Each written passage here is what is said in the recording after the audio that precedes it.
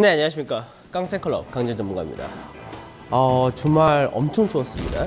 그런데 주말에 미증시가 상당히 좋았고 유가 역시도 급등이 나오면서 32불까지 올라갔었죠. 그러니까 날씨는 추운데 주말 자체는 이제 기분적인 부분에서는 좀 포근하지 않았나 그렇게 생각이 드는데, 자, 오늘 증시 같은 경우도 이제 어느 정도 유가가 급등이 나왔다는 부분, 그래서 유가하고 연결되는 이제 섹터 자체가 건설, 조선, 그리고 철강 이런 쪽이 유가와 연결이 많이 되는데, 이런 쪽이 오늘 시장에서 강세로 연결되는 그런 흐름을 보여줬고요. 그리고 아무래도 신흥국에 대해서 이제 우려감이 좀 완화될 수 있는 계기가 만들어졌기 때문에 그런 부분이 외국인들의 매도세도 좀 완화되는 그런 모습이었죠. 그러니까 외국인의 매도세는 완화되었고, 그리고 이제 베이시스에 따른 프로그램 매수 들어오고 기관에서 적극적인 매수가 유입되는 그런 흐름을 보여주다 보니까 오늘 장중에는 1900포인트를 돌파하는 그런 흐름도 나타났었죠. 근데 중요한 거는 1900포인트를 돌파하는 데는 항상 시가총액 상위 종목, 뭐 삼성전자라든지 자동차라든지 이런 업종들이 좀 주축이 되져서 한번 움직여줘야 되는데, 이런 쪽은 오늘 좀 쉬는 모습이었죠. 그러다 보니까 경기 민감주로 할 수 있는 존재 말씀했던 철강, 건설, 조선, 거기다가 화학, 기계까지 해서 토탈 우리가 이제 소재 산업재 이렇게 얘기를 하는데, 이들 업종이 오늘 상당히 체감 지수가 좋은 그런 흐름을 보여줬습니다. 물론 업종마다 이제 모멘텀이 다 하나씩 있었죠. 이 부분을 이따가 좀 설명해 드리도록 하고, 그 반대로 시장에서 지난주 제가 금요일 날 말씀드릴 때 지금 구간에서 접근하지 않아야 되는 종목군 이런 쪽이 이제 방어주 쪽이었었죠. 보험이라든지 통신, 그리고 그 외적으로 뭐 유틸리티 이런 쪽을 말씀드렸는데, 이런 쪽은 오히려 시장에서 약세가 떨어지는 그런 흐름을 보여줬습니다. 즉 시장 자체가 바닥을 찍고 나서 올라오게 될 때 주도주가 새로운 것이 탄생을 해줘야 됩니다. 그게 이제 앞전에 8월달 같은 경우는 이제 2차 전기 관련주들이 주도주 역할을 했었고, 삼성전자가 자사주 매입 발표되면서 한번 지수를 끌어올리는 그런 흐름이 있었는데, 이제 시장에서 바닥을 찍고 나서 올라올 때, 물론 지금부터 올라오는 거는 누구나 다 똑같이 얘기합니다. 기술적 반등이다. 맞습니다. 근데 시장은 항상 똑같은 것은 바닥을 찍고 나서 이제 앞으로 올라올 때 기술적 반등, 그리고 그 이유가 연결되느냐, 그게 중요하기 때문에 저는 앞서 여러분한테 계속 말씀드린 것이 시장에서 결국 가는 구조이고 쌍바닥 패턴이 만들어질 것이다 이렇게 말씀드렸죠. 그래서 현재는 기술적 반등이다라고는 하지만 그 이상도 생각을 하셔서 시장에서 좋은 종목들을 끌고 가고 꾸준히 관심을 가지셔야 될 겁니다. 그래서 이제 오늘 같은 경우는 이따가 꼭 보셔야 될 그런 종목들은 계속해서 좀 말씀을 드리도록 하고, 자, 시장에서 우리가 이제 체크해야 될 부분 먼저 체크를 하도록 하죠. 자, 외국인들의 매도가 이제 점점 완화되는 흐름을 보여주고 있습니다. 그러면 외국인들이 과연 언제쯤 본격적으로 들어올까? 이 부분이 중요하겠죠. 자, 하나씩 차트를 보면서 설명해 드릴게요. 먼저 이제 우리나라 관련된 펀드 자금 유출입 흐름과 그리고 외국인들의 누적 매도 그 흐름을 보여주는 건데, 자, 국내 증시가 이제 2014년도부터 굉장히 팔았었죠. 팔았다가 다시 이걸 채웠다가 팔았다, 이 반복인데, 지금 현재 흐름을 보게 되면은 최근 들어서 외국인들, 우리나라 관련된 외국계 자금은 들어오고 있다는 거죠. 펀드 쪽에서. 규모가 크냐 작냐 그 차이만 있을 뿐 현재 4주 연속 유입이 되고 있다 이렇게 보시면 됩니다. 그런데 외국인들 매도세가 크게 떨어지는 건 뭐다? 중동 국가라고 했었죠. 중동과 중국, 우리 앞전에 확인했었는데, 지금 그렇게 보니까 앞전에 이제 작년 상반기에 들어왔었던 그 물량부터 해가지고 지금까지 16조라는 대규모의 매도가 나왔습니다. 근데 앞전에도 말씀드렸듯이 고가는 비워놓으면 다시 채우기 마련입니다. 즉 시장에서 신흥국에 대한 우려가 극대화가 되면서 시장에서 현재는 이쪽에서 외국인들 매도 나오고 중동에서 유가 급락에 따른 중동 산유국들의 매도 계속해서 이어지고 있는데, 이 매도도 슬슬 마무리되겠다는 얘기죠. 마무리되고 나고 신흥국에 대해서 우려가 완화되면서 리스크온, 위험자산 선호도가 다시금 높아지는 그런 흐름을 되게 되면 그때는 다시 외국인들의 매수가 강해질 가능성이 높습니다. 그러면 이 흐름은 외국인들이 들어올 때 얼마큼 들어올 것이냐? 나간 거에 최소 절반은 들어올 수 있다고 생각하시면 됩니다. 그러면 시장 자체는 굉장히 강하게 할 수 있습니다. 이런 과거가 있었냐? 있었죠. 2013년도에 벵가드에서 벤치마킹 변경을 한다면서 그쪽에서 펀드 자금이 약 10조 정도 떨어졌었죠. 거기다가 2013년 5월 달에 버냉키 의장이 테이퍼링을 시사하면서 그때 또 외국인 자금이 대규모로 5조, 6조가 떨어졌었습니다.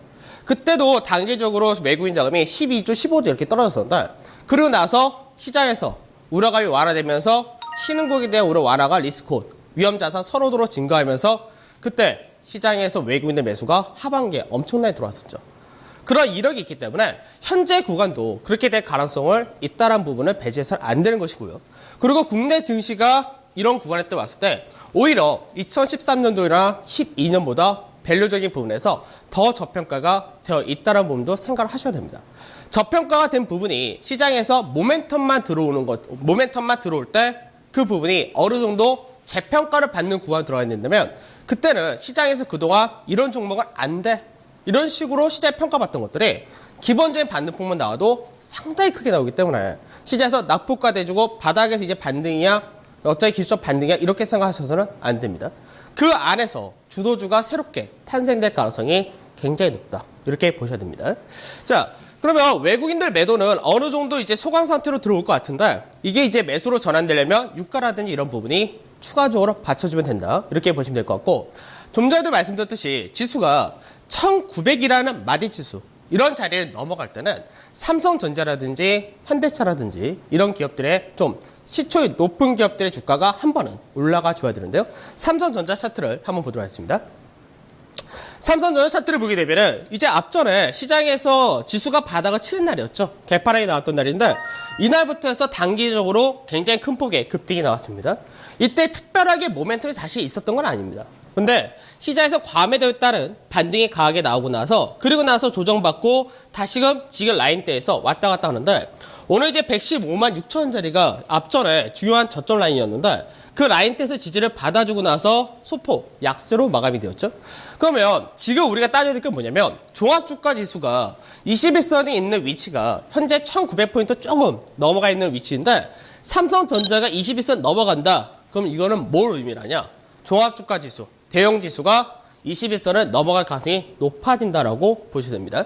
최근 들어서 외국인들이 삼성전자에 대해서 매도가 상당히 많이 약해졌죠. 그럼 약해진 배경 뭡니까? 자사주 매입이 종료가 되었고 물론 실적이 발표했는데 실적 자체가 좋지 못했어요. 그렇기 때문에 어닝 서프라이즈가 없었기 때문에 모멘텀 자체는 부족하다. 다만 앞전에 말씀드렸듯이 외국인은 나중에 국내 증시로 들어올 때 많이 팔았던 종목들을 다시 산다고 말씀드렸죠. 그거는 이제 MSCI 우리나라 이제 거기에 비중에 맞춰서 들어오기 때문에 펀드 잠이 들어올 때 고스란히 들어오는 그런 케이스라고 보시면 돼요. 그러면 삼성전자가 21선이 지금 맞붙어 있는 상태인데 21선을 돌파해서 118만 7천에서 121만 사이 이 라인 때 넘어가게 되면은 물론 그 다음에 물론 매물대도 있고 추세 저항대도 있고 많겠지만 우선은 21선을 올라탄다 자체가 국내 증시가 1900포인트를 돌파할 가능성이 높아진다. 이렇게 보셔야 되고요. 1900포인트를 돌파할 때 시장에서 반등이 같이 나올 수 있는 게 있겠죠. 올해 같은 경우도 마찬가지로 낙폭 어떻게 보면은 이제 소재라든지 산업재라든지 다들 낙폭 과대인데 증권 역시도 낙폭 과대입니다. 근데 증권 같은 경우는 시세가 못 나왔죠. 왜? 모멘텀이 부족하기 때문에요. 그러니까 모멘텀이 이런 데서 단기적으로 들어올 수 있기 때문에 그런 부분을 좀 눈여겨봐야 되고 내일 이제 현대차가 실적 발표가 있죠. 그러면 현대차 같은 경우가 실적이 예상치에 부합한 정도 수준만 나와줘도 마찬가지로 반등을 할 수 있는 모멘텀이 되어줍니다. 어차피 현재 원달러 환율이 이제 1200원대를 밑으로 내려왔는데 환율 자체가 전년 대비해서 여전히 높은 수준을 유지해주고 있기 때문에 그런 부분 역시도 좋다라고 볼 수가 있는 거겠죠. 그래서 시총 상위 종목들이 내일 실적 발표라든지 이런 것들이 이번 주 계속해서 이어지기 때문에 그 부분에 대해서 체크만 좀 해주시면 될 것 같고 시장에서 이번 주에 중요한 이벤트다라고 할 수 있는 부분 딱 두 가지입니다. 국내 대기업들의 실적 발표가 계속해서 나타난다는 부분과 그 다음에 미국에서의 FOMC 회의가 있겠죠. 그 두 가지만 체크하면 되는데 먼저 실적에 대해서 설명 좀 해드리도록 하겠습니다. 자, 4분기 실적은 이제 보통 우리가 어떻게 나오냐? 평균치를 보게 되면은 4분기 실적은 예상치를 달성하는 수치가 75%밖에 안 된다. 이렇게 나오죠. 이게 무슨 말이냐면은 시장에서 4분기 실적 같은 경우는 상여금이라든지 그 외적으로 이제 충당금이라든지 이런 거 설정이 많기 때문에 시장에서 기대했던 예상치를 하회하는 경우가 굉장히 빈번합니다. 그래서 보통 4분기 실적 같은 경우는 어닝 쇼크가 많이 나오는데 이 부분이 시장에서는 이미 현재 종합주가지수가 많이 빠져있기 때문에 그 부분도 선반영이 되어 있다 이렇게 보셔도 된다는 얘기죠.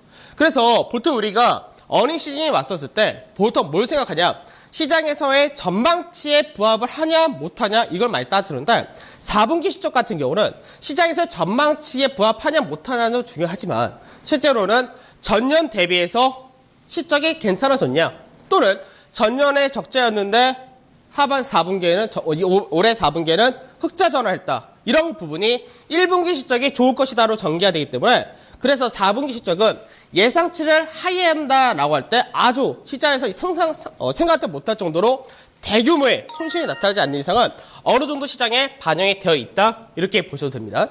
이미 주가는 그만큼 빠져 있기 때문에 그렇습니다.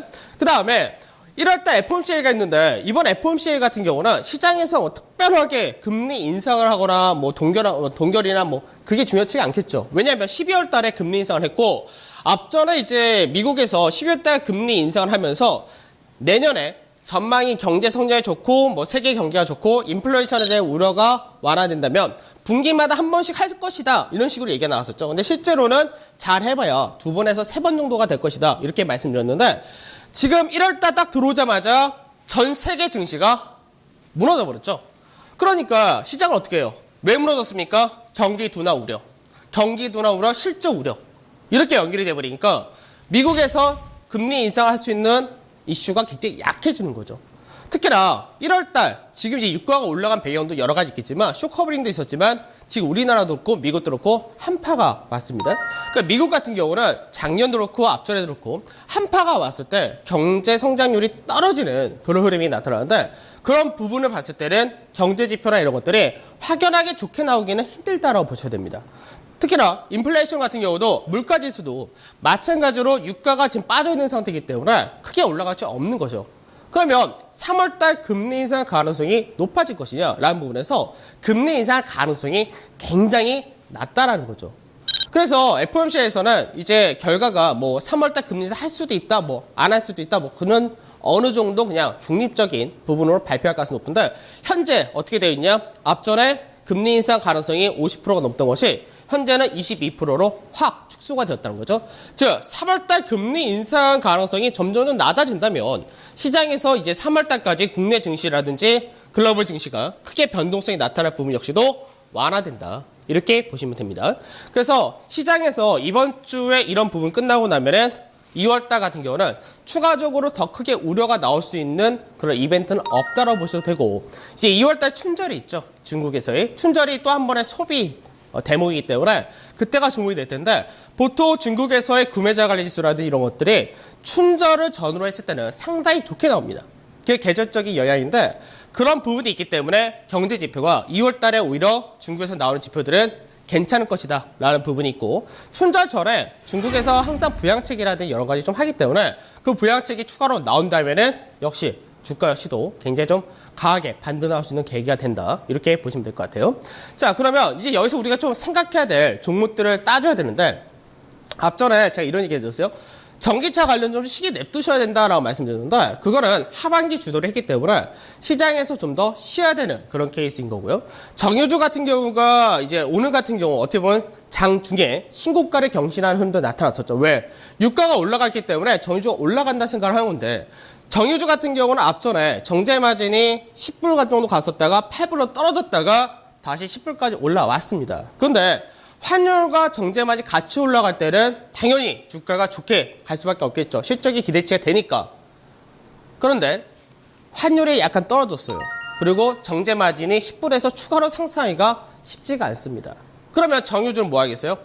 앞전에 제가 이런 얘기 해줬죠. 시장이 바닥을 치고 봤기 때는 그동안 강세되었던 종목들은 차익 실현이 떨어질 가능성이 높고, 오히려 바닥권에서 과매도됐던 종목들이 반등하고 가서 높다 했었죠. 그럼 정유 같은 섹터는 지금 자리대에서는 위로 단계적으로 크게 먹을 폭이 다른 것보다 적다라는 것을 생각을 하셔야 됩니다.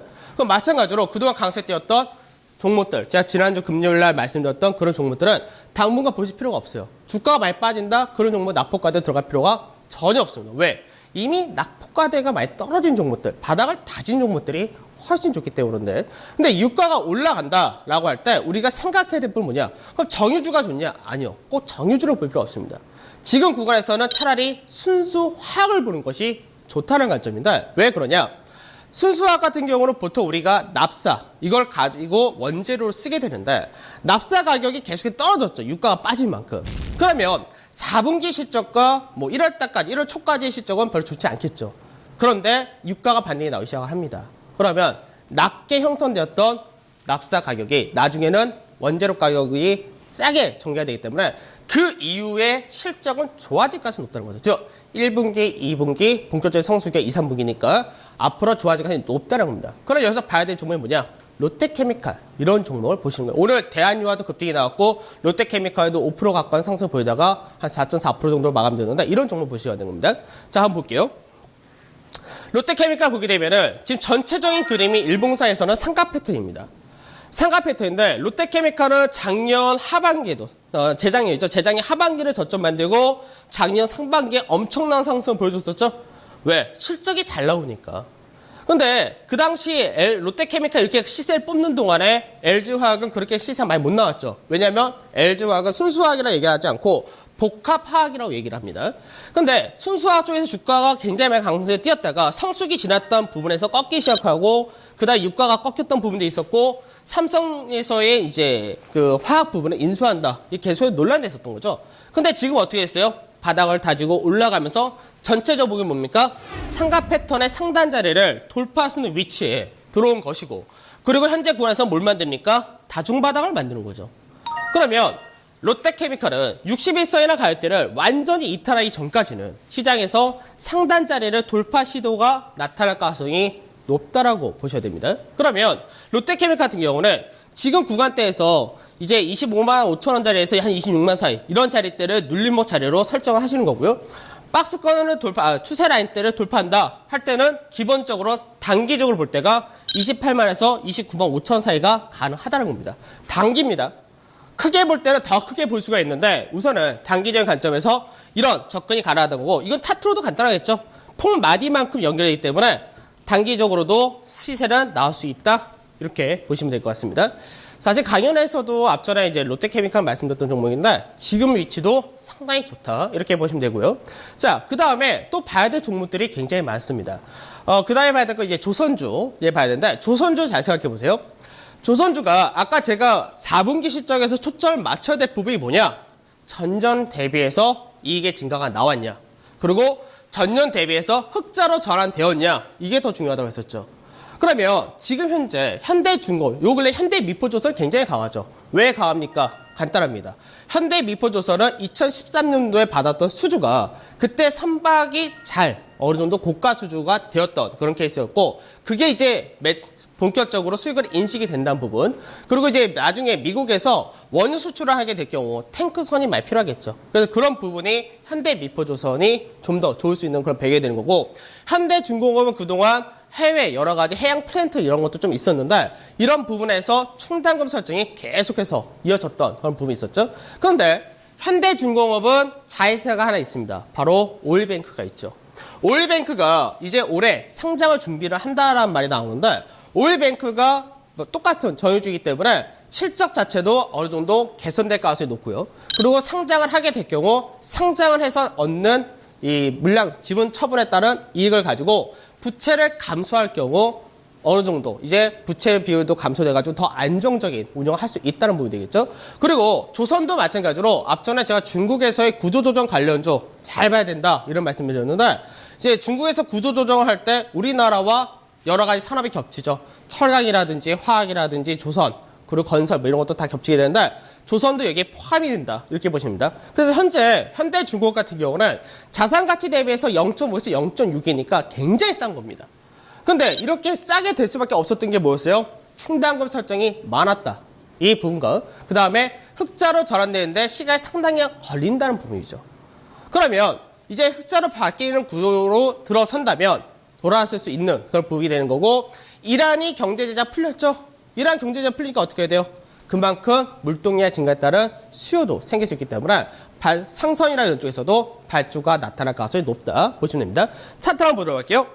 차트를 보게 되면은 이제 작년 4월달 15만 원을 했던 것이 이제 8만 원 떨어졌죠. 앞전에도 납폭과대주로서 한번 말씀드렸던 그런 종목인데 지금 현재 바닥권에서 만들고 이제 상승이 나왔습니다. 근데 지금 위치가 어느 자리냐? 전체 하락 추세를 돌파할 수 있는 그런 위치다. 앞전에도 똑같은 말씀을 해드렸는데 지금 그때 어떻게 뭐라 했어요? 기관에서가 매수가 꾸준히 들어온다. 그러니까 현대중공업은 실적을 발표하면서 실적 자체가 이번에 추가로 충당금 설정은 없을 것이다 라고 전망하면서 적으나마 흑자로 전환되는 그런 구조이고 아까 말씀드렸던 오일뱅크의 상장이라든지 이런 부위 모멘텀이 되기 때문에 추세를 돌파한 자리대, 요 라인대, 그러니까 85,500원에서 88,000 사이 이 구간에 눌림목으로 접근하시는 게 좋고요. 그러고 나서 돌파가 나온다면은 단기적으로 94,500원에서 102,500원도 가능하다. 제가 말씀은 단기라고 말씀드렸습니다. 저는 사실 더 크게 보지만 우선은 단기적으로 그런 목표치를 설정할 수 있다. 이렇게 보시면 될 것 같고요. 그 다음 좀 바로 가도록 하겠습니다. 시간이 좀 없네요. 포스코 자주 말씀드리죠. 제가 중국 구조조정 관련주 철강주 같은 경우가 특히나 좋을 것이다. 이제 주도주에 대해 가능성이 높다라고 말씀을 드리고 있는데 포스코 같은 경우는 오늘 주가가 현대제철 포스코가 굉장히 강했습니다. 강세의 배경 여러 가지 있었죠. 실적은 적자가 될 것이다. 굉장히 안 좋지만 중국에서 리커차 총리가 뭐라고 했습니까? 석탄과 그리고 철강 산업에 대해서 본격적인 구조조정을 시행을 하겠다. 그래서 5년 동안 우리나라 돈으로 91조라는 돈을 들여서 구조조정 하겠다고 했습니다. 중국에서 철강 업종이 구조조정 들어가게 되면은 국내 철강 산업은 재평가받을 수 있다. 앞전에도 설명해드렸죠. 그러면 간단하게 차트로 볼게요. 차트로 보게 되면은 앞전에도 똑같은 말씀드렸어요. 이 구간대가 못 만드는 자리다. 바닥 따지고 있다. 그러면서 누가 다 사고 있다? 기관이 사고 있다. 그러면 지금 전체적으로 역시 세기형 패턴인데 세기형 패턴의 61선 자리대를 오늘 올라선 거죠.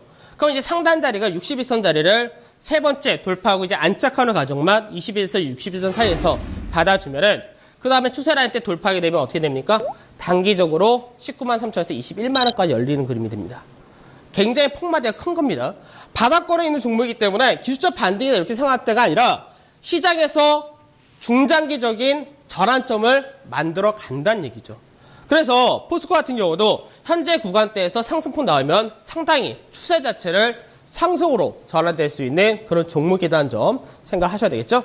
자, 그 다음에 건설주까지는 보셔야 될 겁니다. 건설주도 앞전에 이제 현대건설이라든지 대림산업 자주 말씀드렸는데 작년에 제가 건설업종 분석을 해드렸을 때 뭐라고 말씀드렸냐면 미착공 공사가 이제 거의 다 마무리되어 간다. 그런데 올해 대규모, 작년이었죠? 작년 대규모로 분양했던 주택산업이나 이런 것들이 2016년, 17년 서서히 인식을 한다고 그랬죠. 그렇기 때문에 2010년, 17년에는 이익의 증가가 나타난다고 그랬습니다. 그런데 주가는 어떻게 됐다? 엄청나게 빠져 있는 거죠. 그럼 여기서 이제 모멘텀이 어떻게 들어왔냐? 이란이 경제 제재가 해소되면서 발주가 늘어날 것이다 되는 거고 앞전에 유가가 급락했기 때문에 중동에서 발주가 너무 적어지더라. 이게 악재가 됐던 부분이었죠. 악재가 해소 구간에 들어온 겁니다. 거기다 중국에서의 AIB가 공식적으로 출범을 했죠. 그리고 나서 사업이 2분기부터 공식적으로 발주가 많아질 것으로 예상했는데 우리나라도 마찬가지로 AIB에다가 지분 투자를 했기 때문에 건설주가 수주를 받을 가능성이 높아지겠죠. 그래서 최근 들어서 건설주가 이제 실적 발표를 하게 될 경우 실적이 견조하다. 그런데 주가는 너무 싸다. 이게 최근 들어서 나오는 증권사 리포트 내용입니다. 즉 앞전에 제가 했던 말들이 시장에서 시기가 조금 늦춰져서 이제 나오는 거죠. 그러면 현대건설도 똑같습니다. 현대건설도 지금 현재 보게 되면은 가격이 좀 잘못됐는데 현대건설이 지금 마찬가지로 세기형이죠. 근데 앞전에 바닥권 한번 튀고 나서 직전에 고점할 때 저항받고 한번 쌍바닥 만들고 올라간 케이스이기 때문에 마찬가지로 지금 자리대에서 지지태에서 한번 들어올 수 있겠죠. 그래서 31,000원에서 32,000 사이 들어온다면 그 자리대를 눌림목으로 접근할 수가 있고요. 반등이 나온다면 직전에 고점 자리였던 36,000원에서 39,000원 이런 자리가 단기적으로 가능하다라고 보셔야 됩니다. 왜? 그만큼 싸기도 하고 시장에서 전체 하락 추세를 뭐하니까? 전환을 시켜버리니까. 그래서 차트로 보거나 시장에서 그동안 바닥 두다. 그동안 이런 종목은 접근하는 게 아니다. 이렇게 얘기했던 종목들이 전부 다 어떻게 만들어? 지금 차트를 추세 전환 차트를 만드는 겁니다. 이 추세 전환 차트를 만들어진다는 것은 의미가 굉장히 큽니다. 시장에서 그동안 저평가 받던 종목들이 서서히 재평가가 들어갈 수 있다는 부분이고 우리가 겪었어요. 2013년, 14년도 롯데케미칼 이런 종목들이 재평가 들어가면서 주가가 단기적으로 50%, 100% 가는 그런 흐름을 겪었기 때문에 잘 보셔야 됩니다. 그래서 이런 종목들 필수적으로 계속 보시고 급하게 따라간다 보다는 내일이나 모레 눌림을 주면은 눌림에서 잡는 그런 전략을 쓰신 것이 더 좋을 겁니다. 자, 시간이 또 다 됐습니다. 오늘 여기서 마무리하도록 하고요. 저는 내일 이 시간에 다시 찾아뵙도록 하겠습니다. 깡센클럽 강진 전문가였습니다.